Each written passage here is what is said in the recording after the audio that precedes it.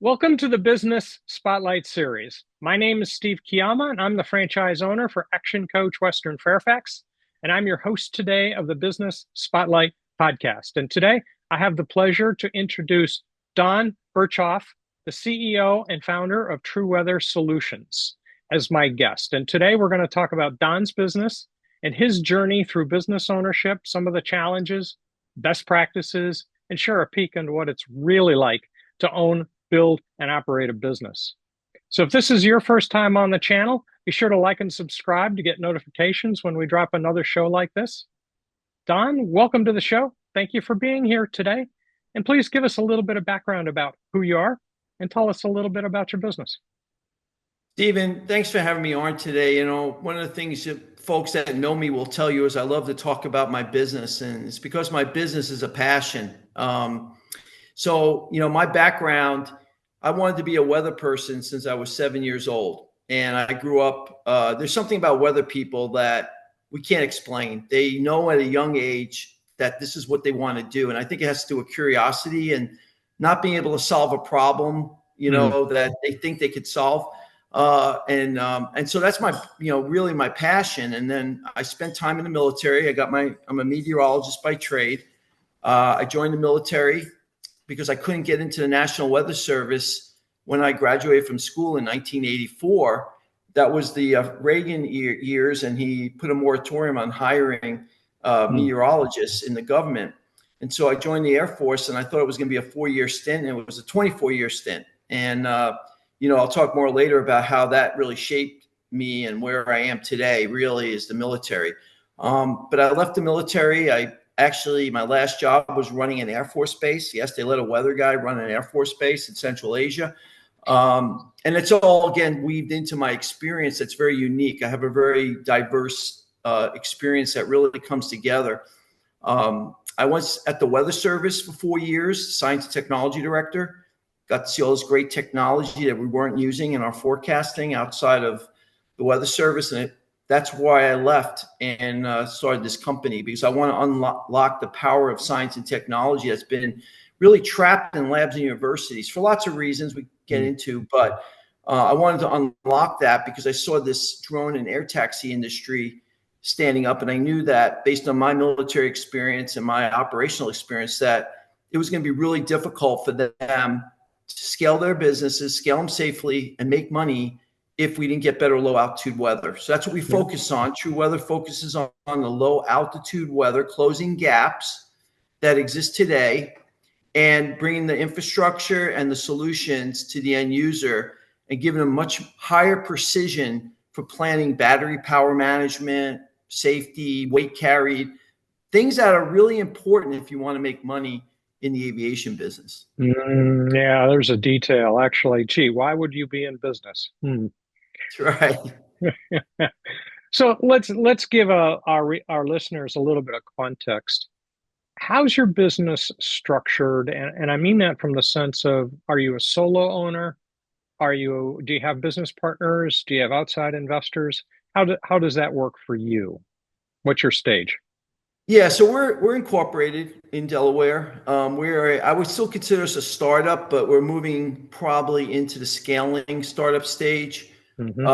We've been around for a while, but I had a big vision where I wasn't in a rush for us to make money. I was more focused on solving a real tough problem that no one has solved before, and then operationalizing it. And so we're now getting into that phase of operationalizing. We're making money. We're going to do like over 4 million this year in revenue, but it's not where I want it to be, because we want to become a recurring revenue company backed by very strong technology and infrastructure. So that's who we are.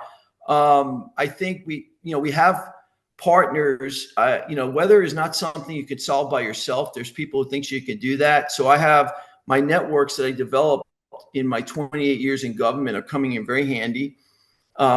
We like to bring on other weather companies that have good products that are coming to market, potentially that we can plug and play into our ecosystem for them.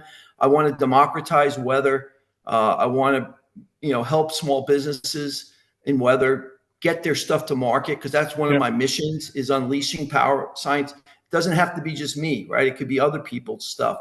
And our partnerships are very strong. And then I also have a very strong partnership within the industry, drones and air taxis, which is really an emerging industry. And I've been involved since early days, and I've been involved with a lot of different functions and companies that do different things in this industry. And so I consider myself part of that founding of this industry, as with the weather hat, but also helping.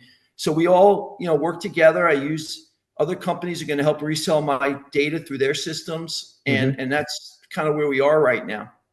Good.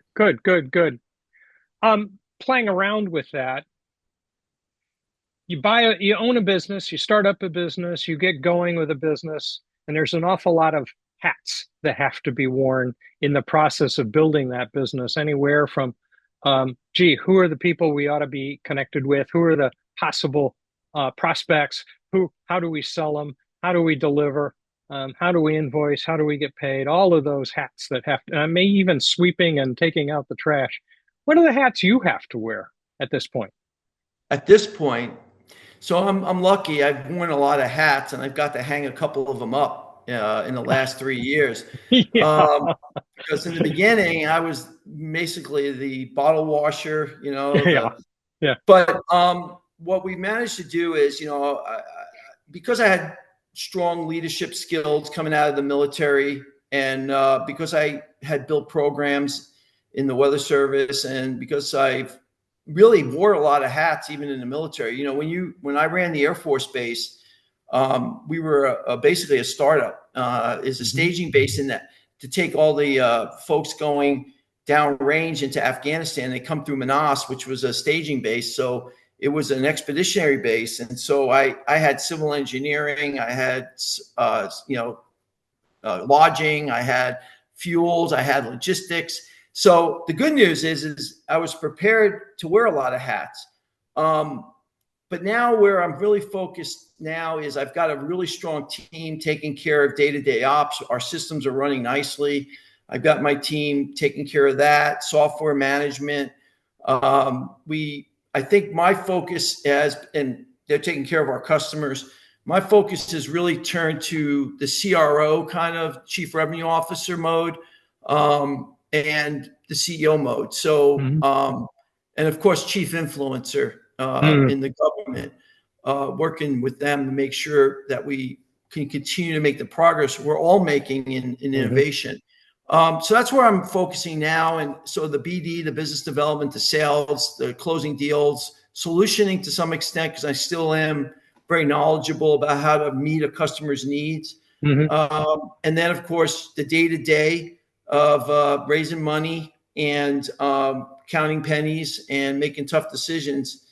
But fortunately, I've got a really two strong people around me that have now really taken on a lot of the day-to-day, and I trust them, and that's really important. Trust is so important, as well as being understanding each other and understanding how to almost think telepathically. It takes a while to get there, but that's what you really need. So that's kind of where I am right now. Good. It's kind of funny. There are some benefits to having experience in big organizations, because you can actually see those different functions, those different processes, and how they interact, and then figure out, how do I map those into my organization when you decide to go off on your own. That's good. And the things you saw that you didn't like, and the things you saw that you liked, and the things that you saw but couldn't do anything about, and said, someday if I do this, this is how I'm going to do that. So there's now a lot I of can. That. Yeah, right. There's a lot of that. If I can afford to. That's the last part, right? Because money is not free, right? In the government, when I was working in military, when I ran the base, that I built a hospital with my CE guys, because the money was there, because everything was focused on that. In the weather service, I had $130 million budget to allocate for research.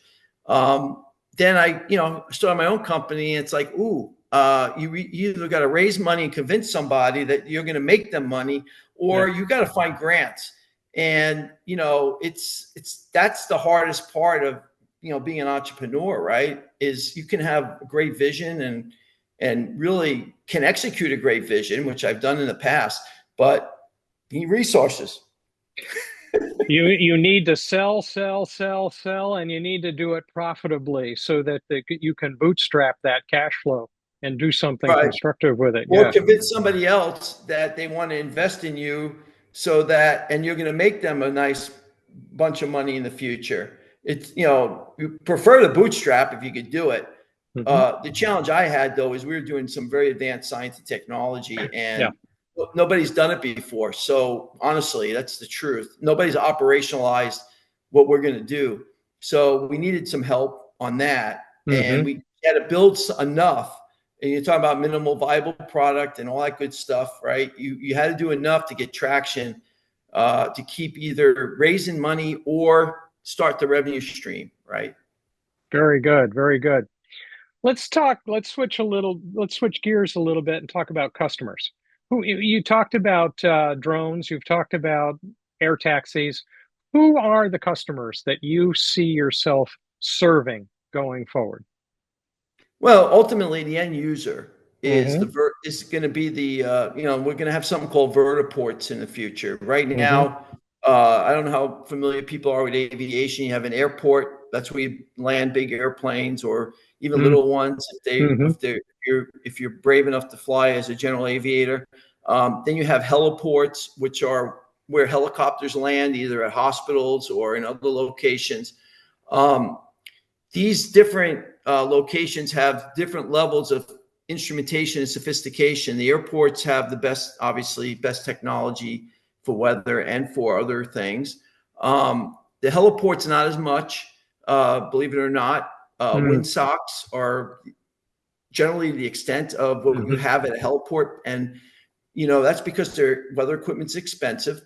And so a lot of people don't want to invest in it. So they leave it up to the pilot to figure, to land the airplane, even in aircraft. So Guess. yes. So the vertiport is a subgroup of like heliports, right? They're Hmm. really going to be and drone ports Hmm. and drone launch locations. So Hmm. the vertiports are going to be, where these electric vehicles like you're seeing today, these air taxis, if you hear about Joby or Archer, they're going to Hmm. land at vertiports. Drone ports will be where you'll have drones flying that may not have pilot on board. They won't have a pilot. They're a drone, right? So air taxis initially will have pilots on board flying, but they'll be electrified vehicles and they'll be smaller. The drones will have no pilot, and they can land those at drone ports. And for whatever mission they're accomplishing, whether it's delivering stuff or moving stuff or doing surveillance or security. True Weather will be focusing on the vertiport operators, giving them what they need to serve their clients landing there. Hmm. Same with the drone ports. The operators themselves who are flying will be our customer because they'll need our data to do their mission planning to go somewhere else Yeah. besides just at that vertiport or drone port. And then on top of that, there'll be public safety who are going to use drones for surveillance. But most of our customers we're going to reach through our intermediary resellers.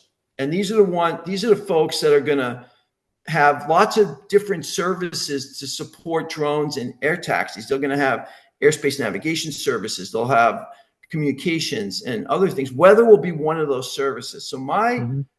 vision is our data and APIs, which is what we're going to, application programming, interface, will be passing data into these systems.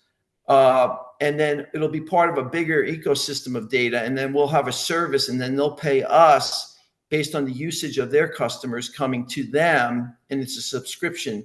So we get paid the more you use, the more you pay. And that's how we envision. There's a lot of different end users out there I could get into, agriculture, construction. I can go on and on. Drones are really, really a valuable commodity for saving workers from dangerous jobs, like not having to climb a bridge in New York City anymore to Yeah. change, to go look and inspect. Now you can put a drone up to just delivering stuff or moving stuff even from ship to shore, things like Mm, that.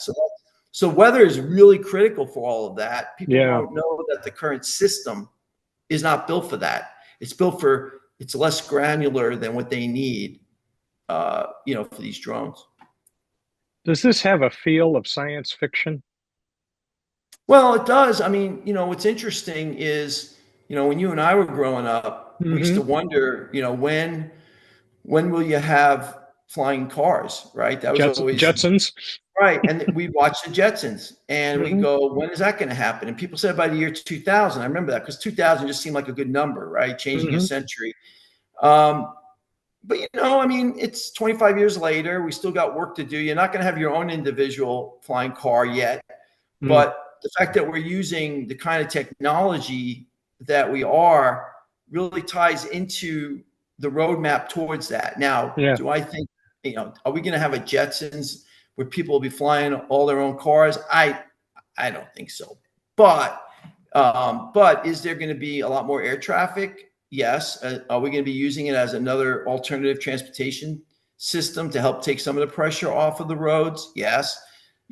So it feels a little like science fiction. And even the weather does, because when I grew up and I made my first assignment at Langley in 1984, I had weather maps came off of a machine, Hmm. and I didn't have the data we have today. I Yeah. didn't have the Right. resolution of the models we had today. Yeah. And I always tell the young kids coming out of school, I would give like my left arm to have what you have today back in 1985, right? Hmm.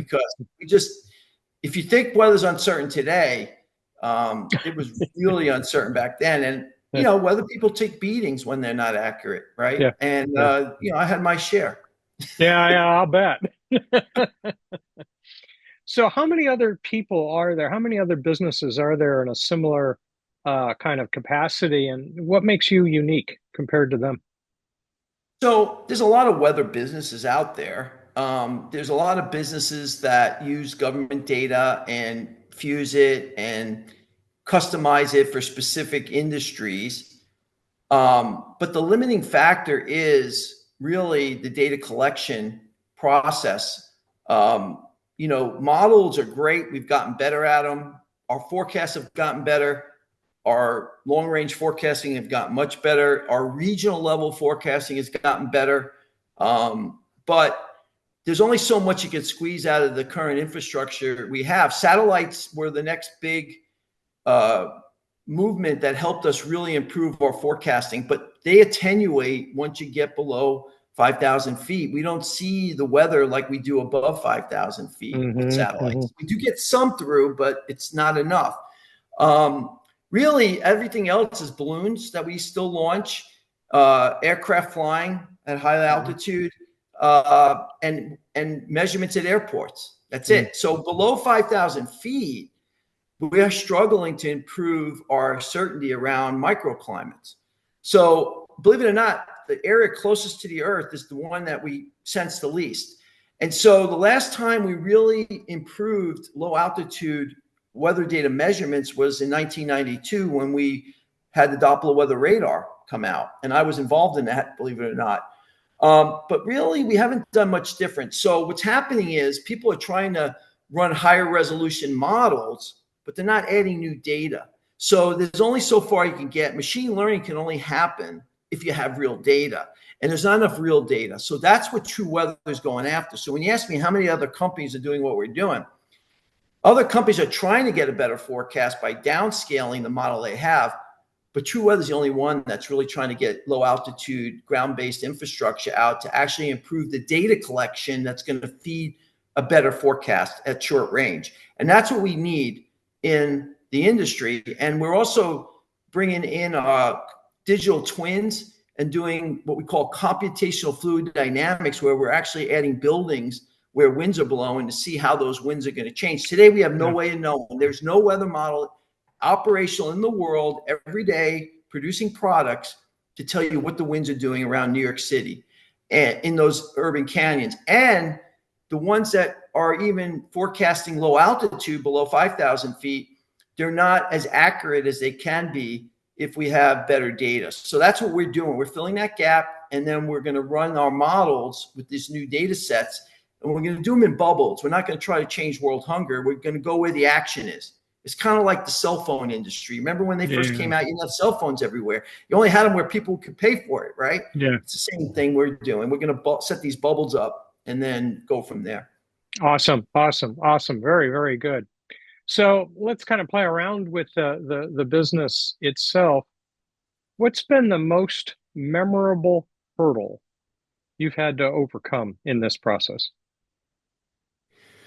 Well, I always tell people, if you're going to be an entrepreneur, you have to believe that you could solve any problem, even though you don't know what they're going to be. If you don't believe that, don't do this, because Mm, you have to believe that you either have the network, you have access to the smart people, or whatever you need when you get into trouble. It's like phoning a friend, right? Remember the no. $60,000, 100, whatever that was. You can Hmm. phone a friend. So you have to believe that. But I think you said the most significant hurdle, honestly, has been resources, right? Like, first of all, you can't anticipate everything that's going to happen. Right. Being a military guy, and I went to National War College, and I got a degree in national military strategy. I kind Hmm. of consider running a business a campaign, several Ah, campaigns, yeah. and you've got to recognize that nothing ever survives first contact with the enemy, right? You always have. Hmm.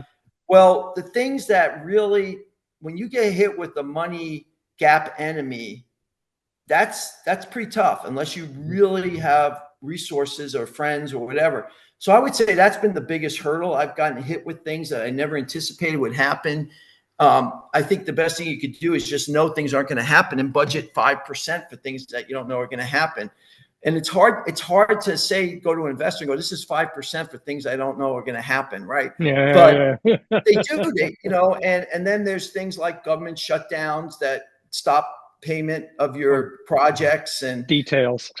just details, right? So I would say that's the most significant hurdle, is just being able to manage cash flow in a very uncertain environment and not having a well of unlimited capital. Very good way to put it. I like that. That's good. Looking ahead, what's the future look like in 5 or 10 years? In what way? Give me a little bit more. From your business perspective, not from a Okay. technology perspective, Right. but from a business and business growth perspective. Right. Um, in 5 or 10 years, and I started this in 2017. We were a genius team out of New York State's Tech Garden up in Syracuse. Hmm. We got in there, got a $400,000 grant, and I have a Hmm. business plan I wrote there. Hmm. And I would say the only thing that hasn't panned out in that business plan is the timing of everything, Hmm. right? Hmm. So I would tell you, you'd be shocked if you read it and saw how everything is played out. But I'm about 5 years slower than I thought I would be, Yeah, right? yeah, that sounds right. Yeah. So here's the thing: is that in 5 or 10 years, I do believe I have to think about what the prospects are for this industry really scaling, not the weather industry, but the drone air taxi industry, and how reasonable is that? What's the Hmm. business case for them to be successful? Where's the first, second, third, fourth early adopters going to be? What Hmm. cities are those going to be? What's the most likely drone functionality that is going to hit fire and fly a lot and support people and generate revenue? Which that's where I get my revenue, right? I'm a supporter of getting them in the air. So that's where my head has always been. And I would say that, I think by 2030, we will have some eVTOL air taxi flights occurring in cities around the country. Some of the big cities like Houston, uh, Chicago, San Francisco, maybe not San Francisco as much as Los Angeles, Salt Lake City. There's these hot spots where people are really leaning in. Dallas, Hmm. um, maybe New York City, if we can get beyond all the politics and the regulation, and other places. And so I think we'll see them. I think we'll see them flying a reasonable amount. I think we'll see it in the Middle East. Hmm. I think we'll see it somewhat in Europe, but not as fast because their regulatory environment is a little bit more challenging. Hmm. and in Asia, and China's doing it right now, big time. And then the drones, I think you're going to start seeing a lot more drone flying and beyond visual line of sight. So today they can't really fly beyond visual line of sight until these new rules get into place. So I think you're going to see quite an explosion in revenue generation in the drone industry. And so I think, from our perspective, we're going to be growing, probably growing. We're going to grow as fast as the industry grows because they depend on weather. And I could see, you're going to see drone delivery, maybe not in every neighborhood, but you'll know about it in the area you live. You'll have drones doing regular inspections of power lines. You'll see them flying around houses, Hmm. doing like surveillance and inspection. And you'll see these air taxis if you're near a major city, flying back and forth. And that's what I see in 10 years. I'm hoping we'll see a scaling of this where air taxi travel becomes a little more commoditized. I'm not naive to think that it's going to be everyone can afford to fly an air taxi. Some people think that, but I don't believe that. I think the pricing has to be competitive with Uber Black and things like Yeah. that. And then also, I think you'll see these, mid cargo drones that are a little heavier. You're going to see a lot more of those going regional airport, carrying stuff, and moving logistics. I think smaller airports are going to get more action if they set themselves up for it. And then we'll just keep growing with them because they're going to need our data. Makes Yeah. sense to me. Good, good, good, good. What will all that do for you personally? Well, I don't do this to get rich. I'm unique, right? A lot of them are young whippersnappers in startups. They Hmm. have the big vision of flipping a company and getting rich. Me, I was really focused, and that's okay. It wasn't a negative. It was just, I don't have the uh, same approach. My approach is to change something that needed to be changed, and that was Hmm. to really open up the weather for low altitude so we can help this industry scale. Hmm. Um, in 5 years, maybe I could be the board, chairman of the board and not be running the company day to day. Hmm. Or maybe it's been sold and I'm Hmm. working with the company that bought us to try to, migrate over. Hmm. Um, in 10 years, I'm hoping I'm just on the speaking circuit about this great company I helped build Got it. and helping other companies in Hmm. weather, Hmm. figure out how to do the same things and really continue this privatization of weather in a sense that innovation can really thrive and we're not just dependent on government, right, for that. Because that's what really hurt our innovation in weather, I think. It slowed us down. Awesome, awesome, awesome. Based on everything you've learned so far, if you started your business, if you were starting today, starting over again, what would you do differently?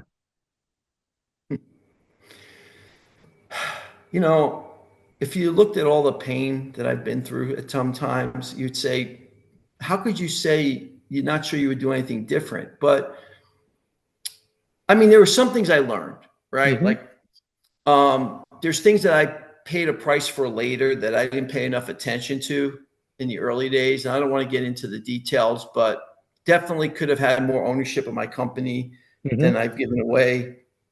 Um, Definitely could have moved faster to let people go that I knew I should have Mm. let go, or maybe weren't really benefit. They were more about themselves than they were about trying to help make the company grow.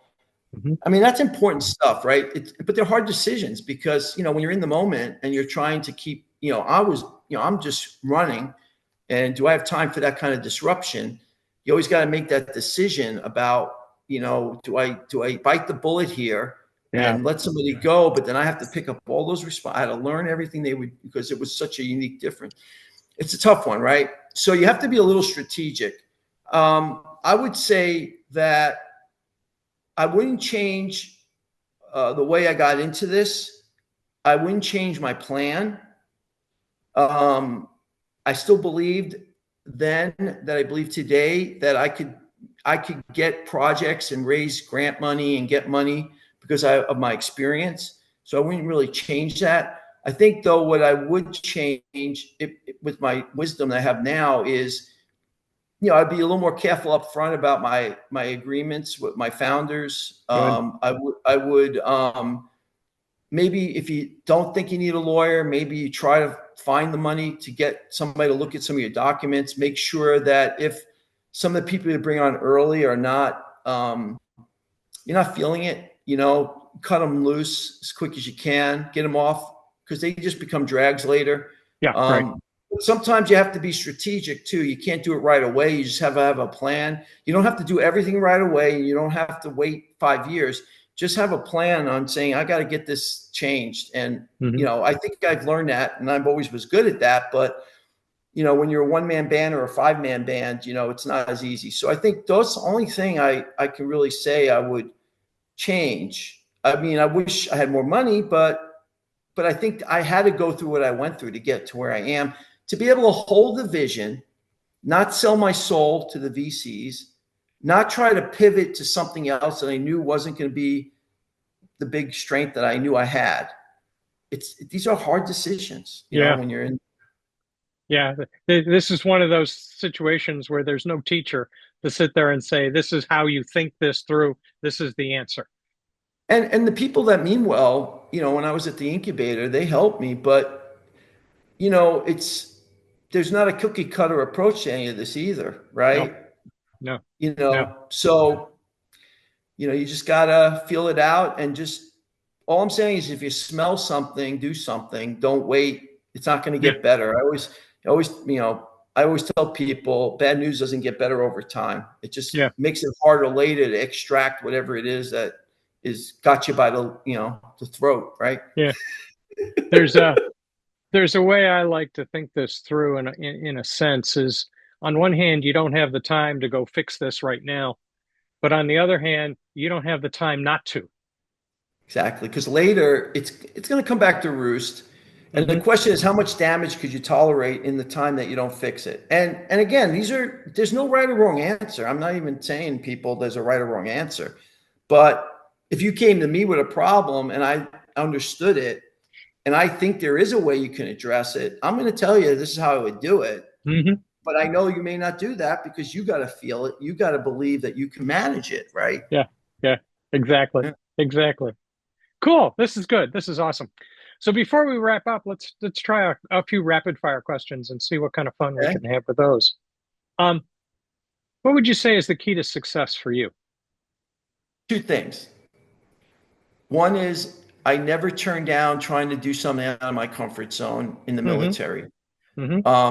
I could have stayed in my weather career field, kind of had a nice career, wouldn't have had a chance to build the Afghan army under the joint staff, under the chairman, wouldn't have had the chance to run an Air Force base, wouldn't have had the chance to build a regional weather center from ground up. Those are all painful for me, but they built me into what I am today. So you get outside your comfort zone. You got to try to do things, because broadening yourself is so important in being successful in the future.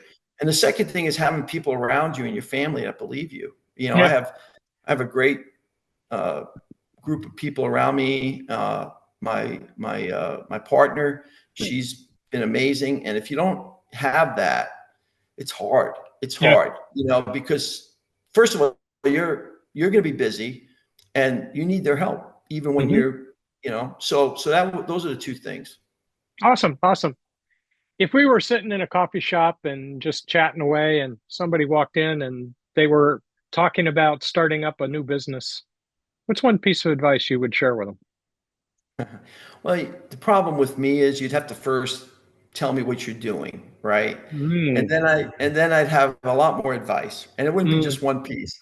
That's just the way I'm built, right? People say, Don, I don't need I just tell me the time. I don't have to have you build a watch, But unfortunately, I'm a scientist. I'm an engineer. I'm analytical, and I don't like to give advice unless I understand what your situation is. But the one piece of advice is, know it's going to take longer.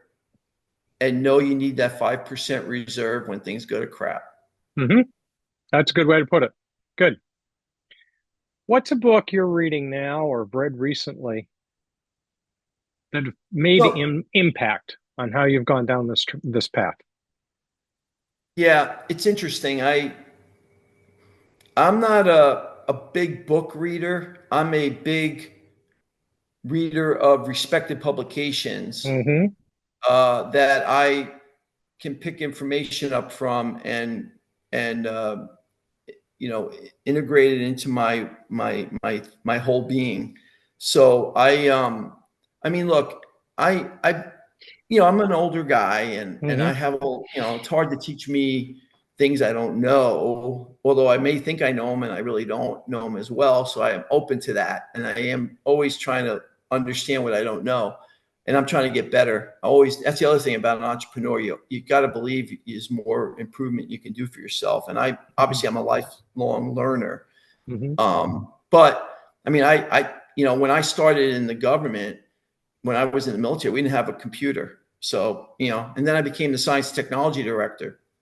So, Yeah. and I never took, you know, any computing. I was a meteorologist. I had a meteorology Hmm. degree just to show you I'm a lifelong learner. So I'm not Hmm. afraid of learning. But I think that the key is I've got to constantly be reminding myself of things like the leadership stuff. I have news feeds that I read all the time um, about people and how they perceive things. We got this new generation of young people coming up, and I Hmm. just find it very helpful to read about how they view things. I may not agree with everything, but I realize I have to, you know, work within, you know, work with them and figure out how to reach them. Hmm. And so I think one of my key, you know, there's the types of books I pay attention to, or the types of articles, or I pay attention, or I pay attention to new technology, and I pay attention to people and how they're changing and how we have Hmm. to deal with them. I figure Hmm. if I do those two things, I'll be on top of my game. Yeah, that's probably good choices. Good choices. You've had a great journey. What about this journey are you most proud of? Um, you know, I guess staying grounded in my original in my values about you know, I think I'm most proud of the fact that even though, you know, I mean, I knew when I was young I wanted to be a meteorologist. I've always had this thirst for understanding it, and but I've never was satisfied in our performance.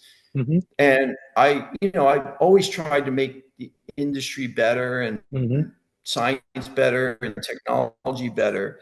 And I think the fact that I went and started my own company because I thought the government couldn't do it without Hmm. me on the Hmm. outside,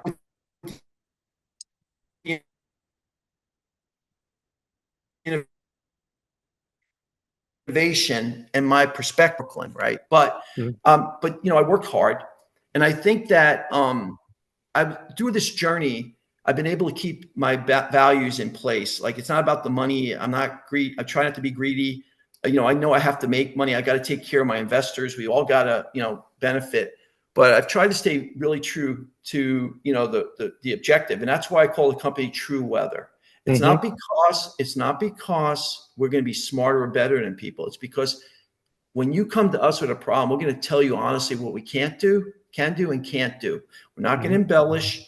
We're going to try to really solve the problem. And I don't think there's enough of that in weather. I think there's a lot of embellishing. And I think there's a lot of people trying to make a quick buck, and not just in weather, but everywhere. Hmm. And I think the fact that I've been able to hold that line under extreme duress sometimes from investors, early investors, when I wasn't delivering the goods, I think that's what I'm proudest of. Good, good, good, good. Just for fun, following up on that, if you could wave a magic wand and fix one thing in your business this afternoon, what would it be? I think I would love to get my own minting of my own Bitcoin machine. You know, Might work. I mean, I'm just telling you honestly. You know, money's. Yeah. You know, I mean, I don't think counterfeit would work anymore. You know, I Yeah. could have set up my own printing press, but Yeah. um, no, really, I'm so happy with my people. Mm-hmm. I'm so happy with what we're doing with technology Mm-hmm. and what we've managed to advance on things that were very hard. People thought were not going to be possible. Honestly, it's really magically getting to a point of profitability and sustainability, Mm-hmm. and that's really magically the one area I'd just love to fix, by like that if I Yeah. could. Yeah. With an eye blink. Yeah, Right. Awesome. Awesome. like I So, dream of Jeannie. You remember when she used yes, to, I do. Jeannie, make me okay. Yeah, that was exactly the image that was going through my mind. Exactly. Give me a pile of money on the floor. There you Hmm. go. Bingo. Yeah, Yep. right. So, most important question: how can people want to get to know more? Contact you. Oh, so True Weather Solutions. It's no E. Keep that in mind. It's True Weather with no E. You can go www. TrueWeatherSolutions.com. You can reach me on LinkedIn. Don Berchoff. Just do Don Berchoff Weather UAS, and I'll pop up because there's only Okay. like one Don Berchoff in the world. I think literally, I've never met another name. So reach me on LinkedIn, write me a note, connect. We have also a contact form through our webpage if you want to, do that. Lots of ways you can get me. And I take everyone of, no matter how busy I am, I will get back to you within 24 hours. Awesome. Fantastic. Last question: what's most inspiring to you today? Stephen, when you get to be our age, how do you find inspiration, right? I mean, it's so hard to find inspiration in a world where it just feels like we're not going forward, right? Hmm. In terms of taking care of people and recognizing the value of people and just what are we going to do with this social media? Mm, How are we going to get the things back? How are we going to get harmony back in the bottle? How are we going to you know find a way to all pull together? Right? It's yeah, really hard, right? yeah. Um, but I think the one thing we shouldn't underestimate is that young people do learn from these Hmm. things. It's smarter. They know right from wrong.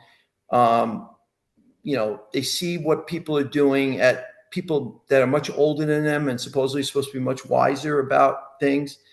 And they're smart enough to know I don't want to be like that. And I think Hmm. my inspiration is coming from these young people Hmm. that are able to see through all of this, that know what's happening. And they got a lot of challenges. We don't know we don't know what AI means. We don't know, Yeah, true. when I was a young ideologue, in my early 20s or teens, I would think that we'd find a way to spread, share wealth and make sure that if AI took jobs away, we would find ways to make sure people could still be valued and part of a society. I'm a little more cynical now, Mm. Hmm. about that. But I think it's, we got to believe in the young people. And I think that's the Hmm. inspiration. They're smarter than we were. They have better tools than we had. Mm. And yes, there's a lot of risk in all those tools. There's a lot of risk in negativity and how they can be Hmm. used against forces of good. I think Hmm. we just got to believe that they're going to figure it out and hopefully be resilient enough to fight through it and to make the world a better place. So I'm going to put it on the young people. Awesome. Fantastic. This has been a great conversation. I really enjoyed hearing your story and I hope sharing your story. So I think this has got a lot of value for a lot of people. So for the audience, I encourage all of you watching to save the show, to download it, come back and watch it again. Don shared a couple of really good points. Some of them I think get skipped over. A couple of them get skipped over pretty regularly, actually. So don't forget to like and subscribe to the channel so when you can get notifications every time we drop a new one. And thank you to everyone who's joined us today. And a special thank you to you, Don. I really appreciate what you've shared with us. This has been fantastic. So thank you. Well, Stephen, thank you for the opportunity to share, and that's part of your job is to help people that are trying to grow businesses. And hopefully today I'm helping you. I'm just another tool in your toolbox, right? And I appreciate what you do. Thank you. Thank you.